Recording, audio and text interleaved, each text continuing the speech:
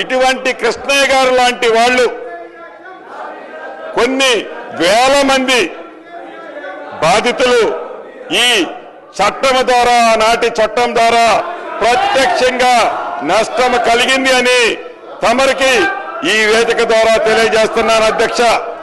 అధ్యక్ష, మనం చిన్నప్పుడు చదువుకున్నాం.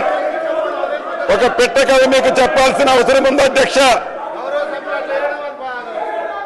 2 పిల్లులు రొట్టె కథ ఈ ధరణిలో ఉంది.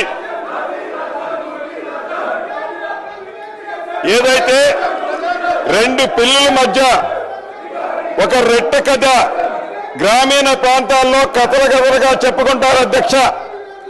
ఆ కథ ఏంటంటే, ఒక రొట్టె ముక్క, 2 రొట్టె ముక్కలు ఉంటాయి అధ్యక్ష.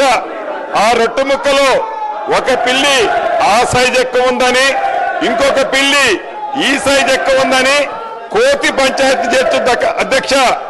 చివరికి 2 పిల్లుల్ని కాదని ఆ 2 రొట్టె ముక్కలని ఆ కథలో కోతి తిన్నట్లే ఈ ధరణి కాన్సెప్ట్ ని పెట్టి తెలంగాణ రాష్ట్రంలో ఉండే దళిత, గిరిజన, మైనారిటీ, బీసీల వేలాది ఎకరాల భూములని ఆనాటి పెద్దలు కోతి సామెతలాగానే తన్నుకుపోయారు అధ్యక్ష.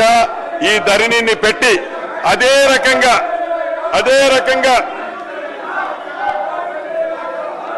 ఇటు రాష్ట్రంలో అటు దేశంలో 2014 ముందు కాంగ్రెస్ ప్రభుత్వం తీసుకొచ్చిన రెవెన్యూ చట్టాలు, సంస్కరణలు